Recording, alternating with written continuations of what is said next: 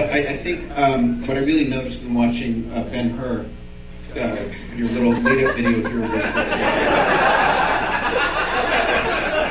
that I think each of us come from this kind of mosaic of influences growing up. You know, there was like for me in 1983, it was are you on the police synchronicity tip, or are you Elvis Costello's Imperial Bedroom?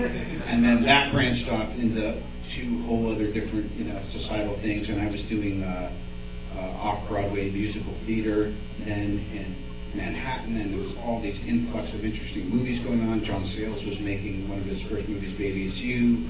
I had a small part in that. I told all my friends that I was officially a massive movie star. I was then cut out of the movie, to which every one of my cool friends called me when we used telephones and said, "Hey, Robert, maybe it's you."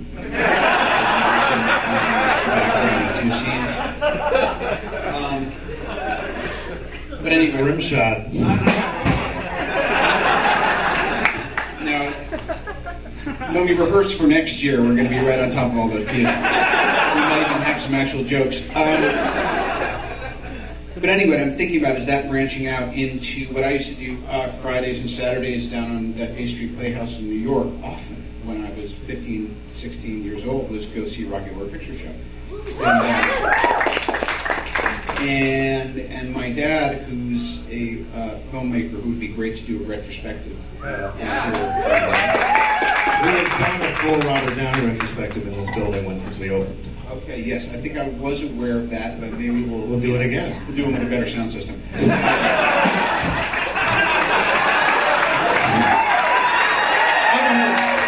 amazing. It's a miracle.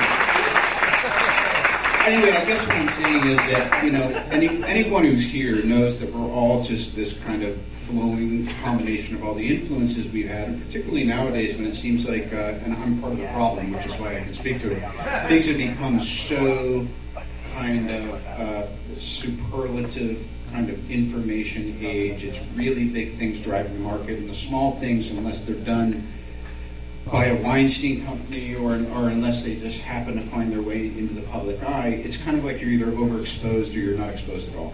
And so I think it's things like Cinefamily that really can, on a community-to-community level, which is why I think it would be great eventually to have that ambition of branching out into other cities and branding this and doing it, is, because that's why we're all here. We don't want to be just stuck in the options we read about in the big pages of the newspaper. Yeah!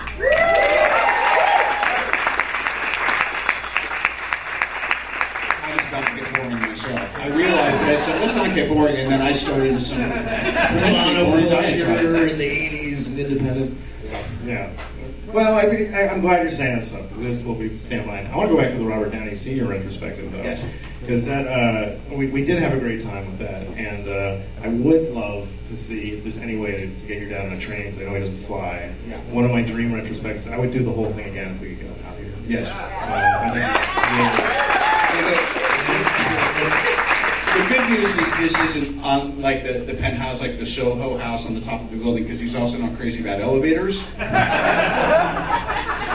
As a matter of fact, in case you're wondering, my father is so eccentric that he has been known to sit in the back seat of the car that his wife was driving in Manhattan wearing a helmet. Because he didn't like the way she executed a few driving maneuvers in the Midtown area once.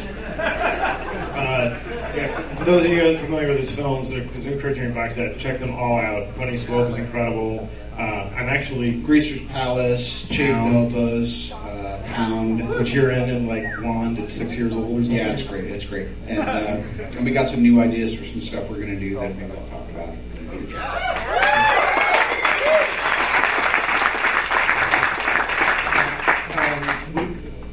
Let's see if we want a question from the audience. Nothing would please me more. Let's get a question from the audience for our. I can't see very well. Okay, right there, I see a hand behind the spotlight. I don't know if you have any memories of this, but what was it like working with Rodney Dangerfield? Oh, You got any that's the best first question ever. It's a testament to the quality of Rodney's cannabis that I don't recall that much. But I do remember. As a matter of fact, it was Anthony Michael Hall who probably started my my whole little career thing more than anybody else after doing weird science with him, because he insisted that I go and audition for Saturday Night Live that he was already cast on. And I went and did that, and simultaneously to that, I was cast in Back to School. But I needed to go meet Rodney Dangerfield, so he was staying in some like apartment kind of down off Ocean Avenue. And I remember going there, and he opened the door, and he was wearing this robe, and it was not covering his privates. And I remember just being like daunted and memorized by these massive Kiwis. Like, I was like, hey, come on in. I was like, whoa. Hey man, he turned around and said, you mind if I smoke some shit? I was like, no, this is great. Then we did, and then I don't remember the rest. I heard on the set of, he was such a late bloomer in the film industry, that on the set of Caddyshack, he didn't realize that no one was allowed to laugh because they were recording sound. And he would never take it, like, I'm dying here, I'm dying. There was also a time, and nowadays in this very corporate, thank God, I wasn't. I was acting out the way I was in the 80s, because nowadays your career would just be over in about a second and a half. But I also remember there was a time we were shooting Back to School, and he was kind of like tired, or he didn't feel like shooting. Goes, oh, I feel like my ankle's swelling up. I was like, look down. I was, really? It looks already. He goes, no, relax. Oh boy, I don't even know if we may have to shut down for a couple of days. You know what I mean? He wanted a 5-day weekend, so we just created it. Next question for Robert. You're right. From the audience. I see one over here, kind of behind the camera. Hi. You've been rumored to be attached to Paul Thomas Anderson's adaptation of Inherent Vice. What can you divulge about that? And I'm obligated to ask another question. My friend texted me. What does Paul Thomas Anderson smell like? Because I'm sure you got a good whiff. Well, first of all, Thomas Pynchon wrote this he called it a beach read novel called Inherent Vice, about a private detective in Manhattan Beach in 1969 who is trying to uncover this conspiracy with the Golden Fang. It's remarkable, and we've been talking about it for a while.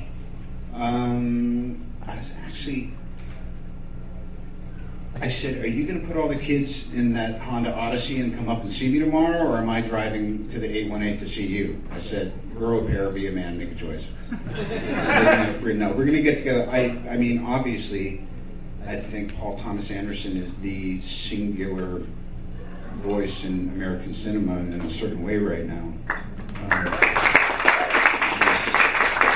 I love him. The great thing about him is he refuses to be bound by the idea of a saleable narrative.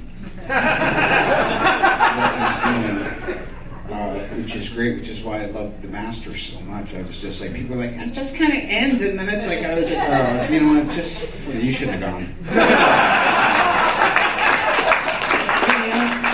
Go to a PTA movie and then like have critique about what he should have done. Though I did say, where's that missing reel after he drives away in the desert on the motorcycle? And he was like, shut up. So anyway, to answer the question, it is not a rumor. We're considering it, but we're considering a bunch of other stuff. And I think he smells great. Thank you for the follow-up question. Why don't we pick any one of the movies? What's one of your favorite movies that you worked on? Or favorite performances? The one I'm going to do next? Is that just the quick answer? There's nothing you feel great affection towards? I mean, I can say like Kiss Kiss Bang Bang and Quick Fire Road. I actually love the mid-2000s period with like Wonder Boy. It's fantastic. Yeah. All right.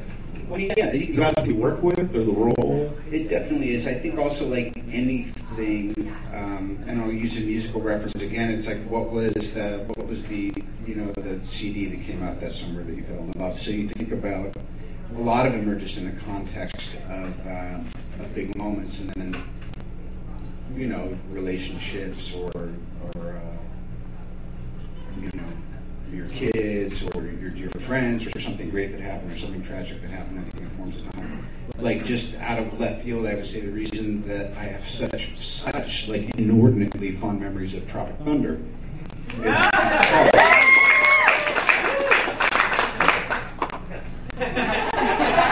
I'm already realizing that my publicist is going to say, so you just went there and just assumed that you'd say whatever you wanted to an audience and it wouldn't wind up on deadline?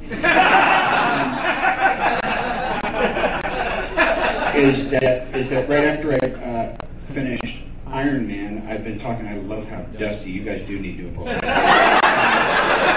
This place is simultaneously so great and so shot out.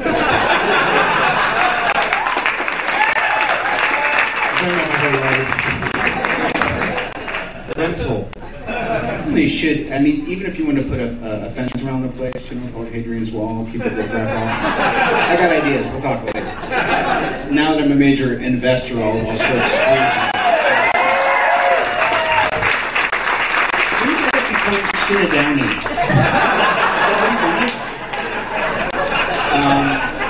Downey Jr. retrospective's been playing a long time. Seems like it's on rotation.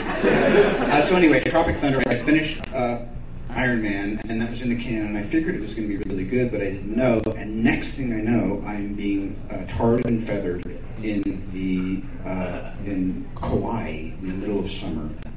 I am wearing blackface, which is a stupid idea.